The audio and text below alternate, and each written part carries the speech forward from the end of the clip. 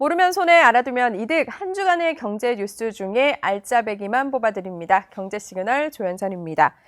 자, 돈이 되는 이야기 나눠보는 돈놀이부터 시작을 할 텐데요. 부동산 아닌 증시로 이 새 정부의 방침 중에 하나이기도 합니다. 이제 부동산에만 몰빵할 게 아니라 이제 주식으로도 불을 쌓게 해준다는 건데, 어제 이 발표됐던 세법 개편안, 그래서 우리 주식에 그리고 나의 투자에 어떤 영향을 주고 앞으로 또 어떻게 나아가야 할지 한번 짚어보려고 시간을 마련했습니다. 디멘저 투자자문 송재경 대표 모셨습니다. 안녕하세요. 안녕하세요. 네. 자, 개편안 나오고서는 이제 이래저래 의견이 많이 나오는 것 같은데 저희가 처음에 다짜고짜 질문을 하고 들어가거든요. 주식 투자 비중 진짜 더 높여야 되는 시대가 온 건 맞나요? 맞습니다. 그건 맞아요. 네. 짧게만 이유 얘기해주고 뒤에 좀 이어갈게요. 결론적으로는 우리나라 시장이 아직도 올라갈 수 있는 소위 기초 체력, 네. 여력은 가격 대비 충분히 많이 남아있다라고 생각을 하고 있고요. 네. 지금 워낙 단기간에 많은 변화가 있어갖고 네. 좀 서로 헷갈려 하고 있지만 그렇죠. 큰 방향성 네. 자체는 결국 그 부동산에 몰려있던 돈을 주식 쪽으로 소위 이제 물꼬를 틀겠다는 기본적인 아이디어가 아직 바뀌어 있지는 않다고 그래요. 방법론상의 이슈이기 때문에 이건 결국 해결될 것이라서 오히려 이번에 조정이 오면은 좋은 소위 저가 매수 기회로 활용할 수도 있겠다 이렇게 생각하고 있습니다. 좀 희망적인데요. 그러면 이제 개편안 중에 이번에 투자자들 사이에서 가장 관심이 크다면 아무래도 배당 소득을 떼는 것 같아요. 잠깐 어떤 건지 짚고 좀 이어갈게요. 설명 좀 해주세요. 이게 우리 배당 소득세라는 것 아마 이제 내시는 분들 있으실 텐데 네. 통상 이게 낼 정도 되면 일단은 뭐라 그래 좀 사시는 분들입니다. 그렇죠. 조금이라도 내고 일반적이진 계시면. 않을 거예요. 네, 그렇죠. 예. 그러니까 배당 소득세라는 게 그냥 심플 생각하시면 이게 이자로 벌든 배당으로 벌든 이것이 2천만 원이 넘어가면 기존에는 넘는 것에 대해서 소위 종합과세 해갖고 돈을 많이 번 사람의 기준으로 6에서 한 45%까지 내지 않습니까? 2천만 원 미만은 비과세지만 그렇죠. 그 나머지에 대해서는 이제 세금을 많이 내게 하는 이제 이런 방식이었는데 이것을 이러다 보니까 대주주들, 특히 최대주주들 입장에서는 내가 굳이 세금을 거의 반 띄어가는데 그렇죠. 내가 굳이 내가 배당할 필요 있어? 따로 그냥 차라리 회사에 돈을 쌓아서 주식 양도소득세, 그건 25%니까. 차라리 나는 그냥 나중에 비싼 가격으로 주식을 팔아서 그래서 가져가는 게 낫다. 이게 이제 최대 주주의 생각일 수 있습니다. 그런데 이번에 사실은 기본 아이디어는 배당 소득을 2천만 원 넘는 것에 대해서 3억까지는 지금 얘기되는 게 20%. 그다음에 3억이 넘는 것에 대해서는 35% 적용하겠다라는 아이디어인데요.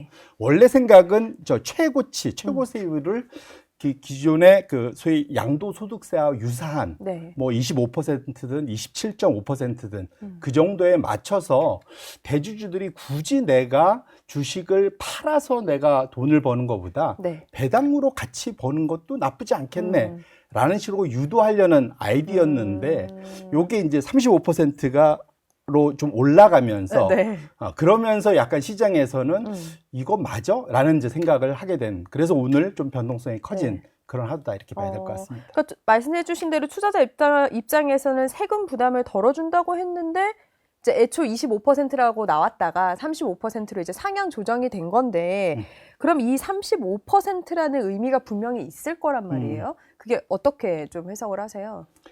이게 이제 기본적인 것은 이제 부자 감세라는 공격이 분명히 있었습니다. 이것이 이제 어느 정부냐에 따라서 왔다 갔다 하겠지만 소위 그 보수 정부냐 또는 진보 정부냐에 따라서 부자 감세라는 소위 공격에 대해서 상당히 뭐랄까 거부감, 뭐 알레르기 반응, 먼저 이런 게 분명히 있을 수 있는데. 아마도 그런 것이 이제 원래는 45%에서 25%까지 낮춰주는 것에 대한 공격에 대해서 중간 정도로 머물게 하면서 점진적으로 간다. 뭐 이제 아마 그런 아이디어지 않을까. 그것이 이제 정치권의 의견이 좀 반영될 것 같고요. 그 다음에 우리 기재부 쪽 생각은 너무 이걸 급격하게 낮추면 혹시라도 안 그래도 지금 세수가 모자른데 그게 얼마나 사실은 거기서 결손이 날지 모르지만 조금이라도 좀 더 네. 보태보겠다라는 보태. 생각, 이 둥글이 만나면서 아마도 25와 45 중간쯤이 35. 그게 뭐 특별히 정말로 정교하게 계산했겠습니까? 네. 딱 생각해봐도 네. 45, 25, 딱 35. 가운데죠. 네. 이거일 거잖아요. 그렇게 놓고 본다면 부자 감세 공격에 대한 방어 기제로 나온 것이 가장 큰 이유일 거다라고 저는 미뤄 짐작하고 네. 있습니다. 그럼 대표님 보셨을 때는 이게 이 수치가 시장에는 좀 긍정적인, 그러니까 효과적으로 반응을 보일 수 있는 수치라고 보세요? 오늘 발표되고 오늘 시장의 첫 반응은 매우 부정적이죠. 아, 그렇죠. 네, 오늘 많이 따라 이런저런 또 이유가 있겠지만. 네. 뭐 여러 가지 다른 이유도 있습니다. 원래 네. 8월부터는 전 세계적으로 이제 사실은 그 소위 비수기에 들어갑니다. 네. 네, 그리고 변동성이 보통 8월부터 10월 말까지는 올라가는 변동성이 네. 커지는 역으로 말하면 주가가 빠질 수 네. 있는 그런 시기에 들어가기 때문에 그런 측면이 분명히 있고요. 네. 예, 그래서 우리 그 증시 미국의 증시격언에 5월에 팔아서 떠나라.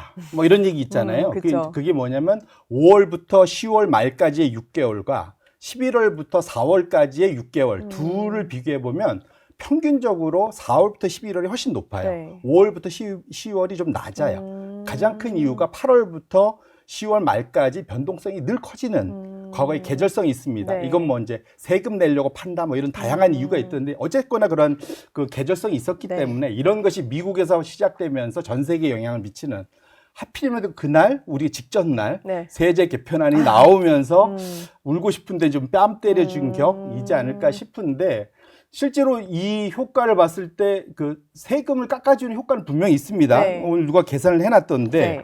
보니까 기본적으로 5천만 원의 배당 소득이 있던 분은 네. 기존에 1,600만 원 세금 내서 900만 원으로 한 43% 줄고 네. 1억 배당 소득이 있었던 분이면 한 3,900만 원에서 1,900만 원 정도로 한 절반 이상이 줄어드는 51%. 효과는 분명히 있기는 하네요. 그런데 단계마다 다르겠지만. 예. 네. 근데 기본적인 생각은 어쨌든 애초에 세게 질러주고 소위 용두삼이라고 하잖아요. 네. 세게 지르고 뒤에서 슬쩍 빼면은 기분이 안 좋잖아요. 그러니까 차라리 처음에 좀 보수적으로 이야기하고 나중에 세게 네. 얘기해줘야지. 그걸 우리가 이제 시장에서는 서프라이즈 얘기하는데 이건 약간 샥이 돼 버린 거죠. 그래서 사실은 세제 혜택을 주면서도 욕먹는 네.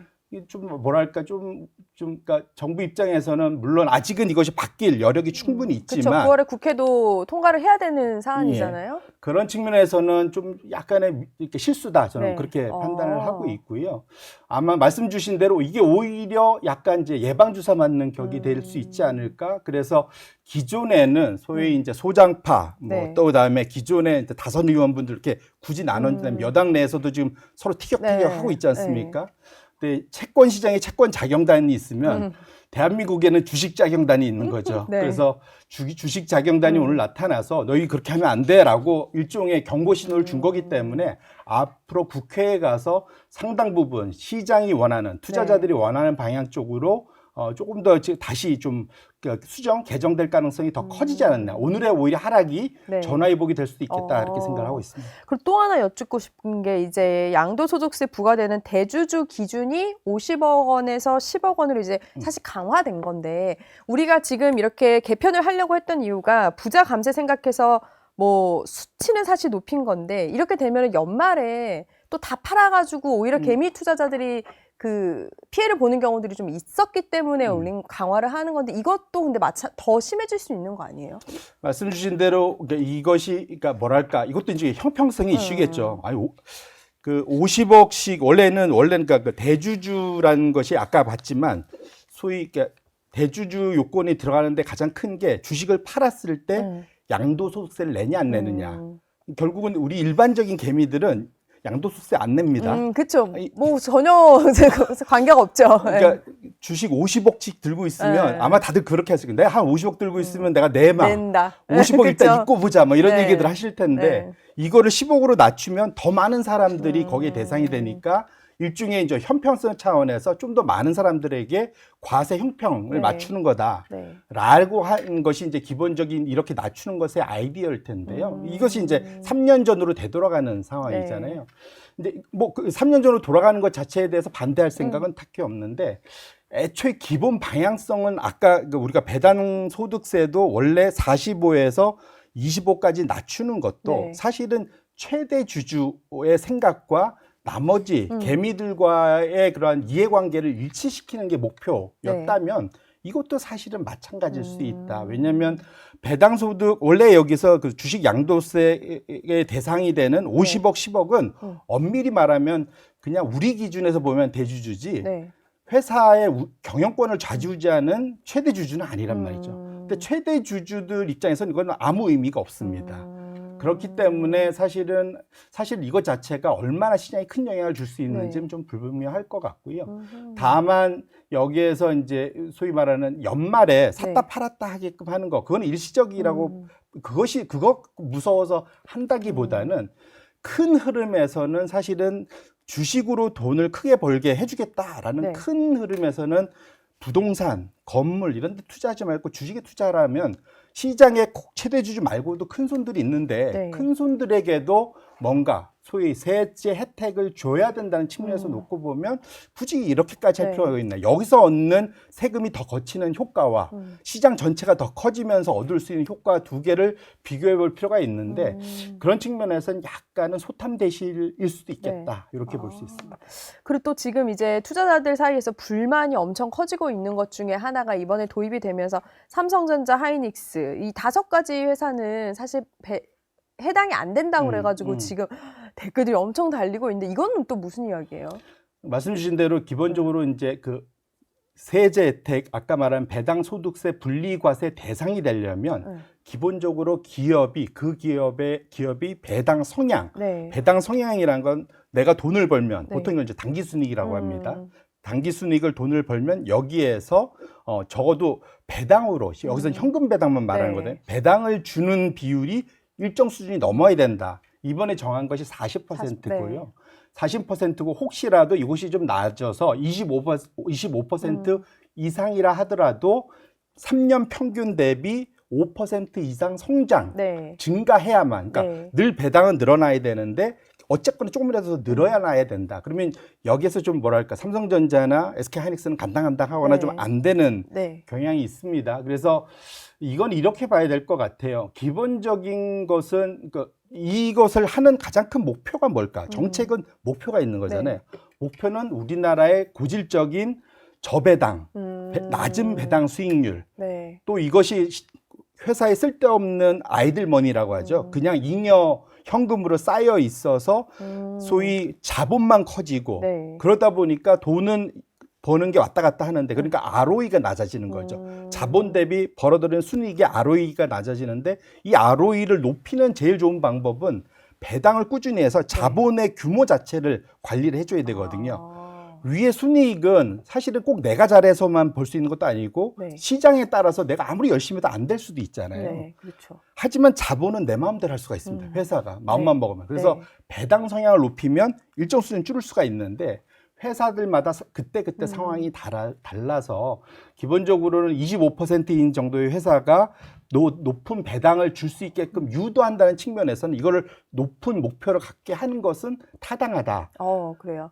그렇지 않습니까? 목표를 너무 낮게 주면 아무도 안 올라오려고 하잖아요. 그래서 목표를 좀 높게 주는 거는 타당한데 이것이 현재 소위 이제 그 효과를 볼 수 있는 사람들의 수준과 비교했을 때 어느 게 맞느냐도 좀 볼 수 있을 것 같고요. 여기에 플러스 하나에서 저는 오히려 여기서 지금 현금 배당만 지금 얘기를 하고 있는데 이것 때문에 일종의 소위 세제, 세공제. 세공제. 기업 입장에서 투자세액 공제에 배당도 넣어주기로 했잖아요.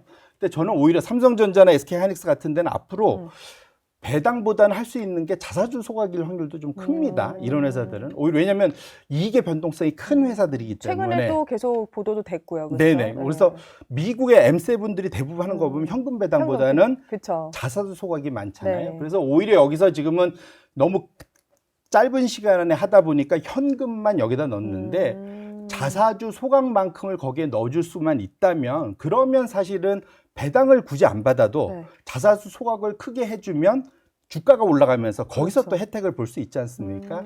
그런 측면에서 놓고 보면 이번에 여기서는 꼭 이것을 만약에 삼성전자나 SK하이닉스 때문에 배당 성향 목표를 낮추기보다는 자사주 소각 규모를 어떤 형태라도 넣어줄 수 있는 방향으로 유도를 한다면 그러면 제가 보기에는 어느 정도 좀 뭐랄까 그 소위 소위 보상이 될 수 있지 않을까 이렇게 생각을 합니다. 사실 이 주식 5가지는 사실 뭐 이유 없이 사는 분들도 있고 무조건 사는 분들도 있는데 이게 고민되는 부분도 있기 때문에 일부 수정은 돼야 될 것 같긴 하거든요. 그러니까 제 주변에서도 이게 무슨 말인지 몰라서 그냥 딴 거 살까? 이렇게 돼버리는 것도 있는데 이게 그렇다면 주식 부양이나 어떤 이 배당으로 인해서 왜 그 생활비를 쓰게 하겠다라는 취지에서 조금 과정이 더 멀어지는 건지 아니면 그 과정 중에 하나일 건지. 만일 그 말씀이시면 그러니까 이게 정확히 그러니까 유럽의 은퇴자들이 가장 많이 하는 투자 방식입니다. 은행주에 투자들을 많이 하세요. 그분들은. 네. 왜냐하면 안정적으로 오고 배당도 일정하게 주거든요. 그렇죠. 네. 그렇기 때문에 유럽의 은퇴자들은 은행주에 투자를 많이 하면서 거기서 나오는 배당으로 생활을 많이 하는 네. 걸로 알려져 있습니다. 역으로 말하면 근데 우리가 지금 우리나라 산업의 성향상 IT 기업들이 상위권에 많이 있잖아요. 그렇죠. 이들은 이익 변동성이 되게 심해서 네. 배당 성향을 아무리 높여도 이익이 경기가 반도체 경기가 갑자기 꺾이면 그러면 배당이 확 줄 수밖에 그렇죠. 없잖아요. 네. 그러니까 이런 것은 배당 투자를 어찌 보면 적합지 않을 수가 있습니다. 그래서 그것은 그러니까 만약에 소위 배당으로 나의 은퇴 생활을 하겠다라고 하면 배당의 안정성도 같이 보시면서 업종에 투자를 하셔야 되기 때문에 그래서 포트폴리오가 중요한 거죠. 그래서 어느 한쪽에 몰빵하기보다는 예를 들면 성장을 위한 분은 그쪽 분야, 그 다음에 나의 은퇴 자금을 위한 분야는 또 이쪽 분야 이런 식으로 포트폴리오를 좀 잘 짜실 필요가 있어서 이것을 일률적인 잣대로 비교하기는 좀 어렵겠다 이렇게 말씀드립니다.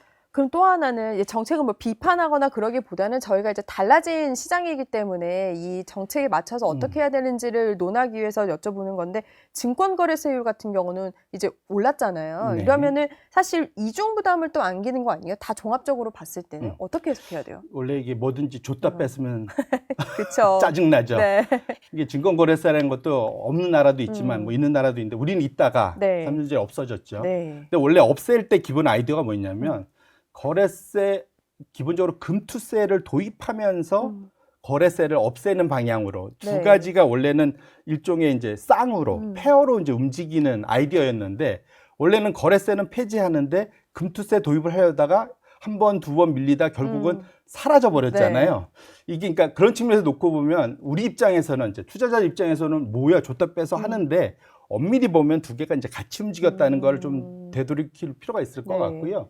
사실 긴 호흡에서 놓고 보면 이제 단타하시는 분들 입장에서는 이게 더 짜증나죠. 그래서 왜 장타를 해라 뭐 이런 것도 어제 보도가 엄청 많이 됐잖아요. 예, 근데 사실은 장타를 하게 하는데 거래세를 높여서 하는 거는 사실은 조금은 그래요. 어불성설일 것 같고 오히려 이것은 금투세 도입을 같이 하는 게 맞고요. 대신에 금투세를 도입하되 네. 미국처럼 유럽처럼 장기 투자를 하면 3년, 5년, 10년으로 가면 장기 투자하면 세금을 줄여주는 거 첫 번째로. 두 번째로는 손실을 봤을 때 이연해갖고 이것에 대해서 내가 나중에 내가 올해 1,000만 원 손해봤는데 내년에 2,000만 원 벌면 합쳐서 1,000만 원에 대해서만 세금을 내게 해주는 거. 이런 것을 같이 도입을 해야만 이게 완벽하게 맞는 제대로 된 소위 이제 조세 정의 뭐 이렇게 볼 수 있을 것 같아서 이 두 개를 그냥 단순히 하나만 보지 말고 지금 너무 급한 것 같아요. 그래서 이거는 금투세와 장기 보유에 대한 세액 공제, 투자 그런 그 혜택 이런 거를 같이 주면서 움직이는 게 맞지 않을까 이렇게 보고 있습니다. 이제 개편안으로 이제 아까 다짜고짜 말씀드렸는데 상향의 여지가 이제 남아 있는 요소가 많다고 하셨고 또 어제부로 관세도 어느 정도는 불확실성이 해소가 됐어요.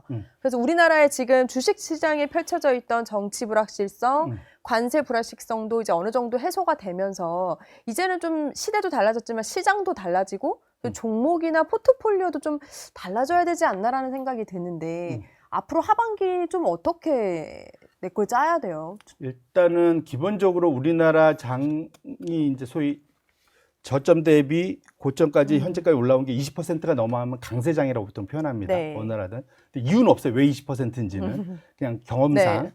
근데 보통 강세장이 있었던 해에는 대충 상반기 주도주가 하반기에도 그대로 같이 가는 경향이 많습니다. 그래서 우리가 상반기 소위 그 주도 업종이라 하면 뭐 방산, 조선, 뭐 원자력 뭐 이런 쪽이었죠. 근데 이쪽에서 소위 그 이익 개선이 지속되는 분야는 하반기도 좀 계속될 가능성이 있고요. 뭐 이쪽은 사실은 방산과 소위 그 조선 쪽은 네. 지금 실적이 계속 우상향하고 있잖아요. 그 어제 또 관세 발표가 나면서 더욱더 또 기대가 또 커졌죠. 커졌고요. 소위 이제 장기 성장성을 더 높일 수 있는 네. 또 호재가 나왔기 때문에 이런 분야, 결국은 이익 개선이 지속될 수 있는 분야는 상반기에요. 하반기에도 그대로 갈 가능성이 충분히 있다. 볼 수 있을 것 같고요. 두 번째로는 지금 상반기에 또 큰 변화 중에 하나, 중국의 소비가 네. 증가할 것에 대한 기대감 때문에 사실은 또 우리 뭐 화장품 뭐 포함해서 그렇죠. 중국의 소위 그 소비재와 관련, 중국 네. 소비와 관련된 우리나라 수출, 네. 소비재 수출 기업들의 주가도 많이 갔었습니다. 네. 근데 최근 들어서 지난 주말 동안에 또 중국의 변화가 기대했던 소위 경기 부양, 이게 생각보다는 좀 세게는 안 나왔어요. 네. 그렇죠. 이제 이것도 또 하나, 그렇기 때문에 주가가 중국이 그래서 사실 밀려서 좀 끝났는데 이런 것들도 결국 중국 정부를 또 움직이는 또 한 원동력이 될 겁니다. 그래서 그렇게 놓고 보면 중국이 지금 방에서는 수출로 마냥 밀 수는 없기 때문에 네. 소비 중심으로 바뀔 수밖에 없어요, 구조적으로. 그래서 그렇게 놓고 본다면 하반기 내년으로 갈수록 중국 소비와 관련된 것도 여전히 이제 구조적으로 갈 수 있다. 마지막으로는 유럽의 인프라 투자는 지속될 수밖에 없고, 네. 국방과 인프라, 네. 원래 GDP 대비 5% 투자하기로 돼 있는데 3.5만 사실 국방비 10년간 하고 네. 1.5는 말을 쓱 바꿔갖고 사실은 인프라 투자하겠다는 네. 거잖아요. 그래서 그쵸. 각종 인프라 투자와 관련돼서 우리에게도 큰 기회가 계속 있을 것 같아요. 그래서 어. 그와 관련된 그쪽의 인프라를 투자 확대하는 데 있어서 우리가 또 기여할 수 있는 그런 것은 좀 다양하긴 네. 하겠지만 그 분야도 하반기에 새롭게 올라올 수가 있을 것 같습니다. 그래서 이런 정도로 향후 좀 구조적으로 갈 수 있는 것은 일단 시장에서 볼 수 있을 것 같고요. 아까 우리가 봤지만 상법 개정과 배당소득세의 그러한 개선을 네. 통해서 나타날 수 있는 저 PBR 종목의 그 개선, 네. 이것은 오늘 많이 좀 소위 부러지긴 했지만 아마도 이게 3개월 정도 좀 국회로 공이 넘어가서 개선되면 다시 투심은 살아날 수 있을 것 같아요. 외국인들도 거기에 사실 더 큰 기대를 걸고 그렇죠. 있거든요. 네. 이렇게 놓고 보면 사실은 그쪽 관련해서 이번에 주가가 빠진 것은 오히려 저가 매수의 기회로 충분히 활용할 수 있지 않을까 이렇게 생각을 합니다. 그러면 증시 부양책 앞으로 조금 더 어쨌든 코스피 5천을 이제 외친 상태인데 증시 부양책으로 나올 수 있는 게 더 뭐가 있어요? 옛날엔 보통 증시 부양책 하면 제일 먼저 한 게 증권사 분들이 다 모여갖고 네. 사장단이 모여서 제일 먼저 얘기하는 게 증권 거래 시간 늘리는 것부터 했었습니다. 그렇죠. 근데 그건 아직은 이제 검토 중이라고만 아니, 또 이렇게 했지만 제발 안 그러더라고요. 했으면 좋겠어요. 아, 그래요? 이 좀 네. 저녁이 있는 삶이 필요하지 않습니까? 그렇죠. 뭐 그런 부분도 있죠. 네. 그리고 사람이 지금 아마 암호화폐 투자하시는 분 아시겠지만 눈이 다 뻘게 갖고 생각이 막 뒤엉킵니다. 하루 종일 그러니까 무작정 거래되면 오픈하기에는 그런 부분도 고려는 돼야 될 것 같아요. 별로 좋지 않은 것 같아요. 제가 보기엔 그거는 사실은 너무 하기 쉬운 거, 누구나 생각할 수 있는 건 좀 안 했으면 좋겠고요. 네. 오히려 지금은 그러니까 소위 초심으로 돌아가서 왜 시장이 그렇게 환호했는지를 봐야 될 것 같고요. 네. 결국은 코리아 디스카운트 고질병의 근본 원인은 대주주와 진짜 대주주들, 그러니까 최대주주와 소액주주 간의 괴리, 네. 서로 땀만 품게 했던 거, 이것을 합치려고 하는 것이 기본적인 아이디어고 거기에서 좀 파생해서 모든 네. 게 나오고 있잖아요.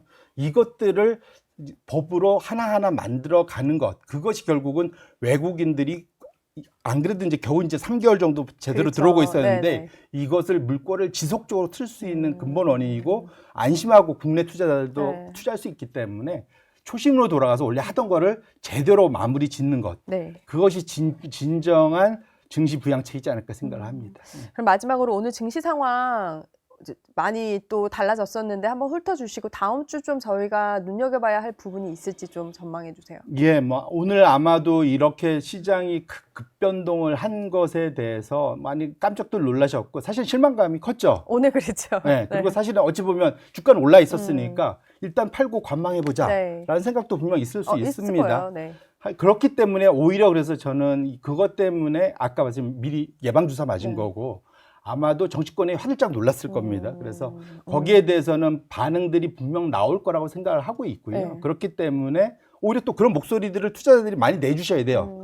이번 정부는 또 조금 뭐랄까, 전 정부보다는 좀 더 소위 여론의 귀를 좀 더 쫑긋 네, 열고 그렇죠. 있는 것이 분명 보이지 않습니까? 들려고 또 노력도 하는 것 같고요. 예, 네. 그렇기 때문에 오히려 우리의 그 개미들의 목소리가 전달이 바로바로 즉각적으로 될 수 있기 때문에 주말 동안 아마 그런 여론이 형성된다면 다음 주에 상당히 또 네. 여당 중심으로 전향적인 또 아이디어들이 나올 수 있기 때문에 그런 측면에서 놓고 보면 지금 우리가 할 수 있는 것들을 하고 네. 그 다음에 너무 여기에서 이렇게 미리 모든 걸 다 포기할 필요도 없겠다. 그래서 아까 말씀드린 대로 향후 3개월 정도 저는 오히려 좋은 기회다. 그 사이에 못 들어가신 분들 많잖아요. 네. 너무 빨리 올라서. 그렇죠. 오히려 그래서 지금부터 한 3개월간 천천히 나눠서 사시면 그러면 오히려 좋은 투자의 기회가 다시 한번 네. 온 거 아닐까 저는 개인적으로 그렇게 생각하고 있습니다. 아까 말씀 주신 강 세장 상반기가 하반기까지 보통 간다. 이런 부분을 참고해서 투자에 좀 공부가 되셨으면 좋겠습니다. 지금까지 송재경 대표였습니다. 고맙습니다. 네, 고맙습니다.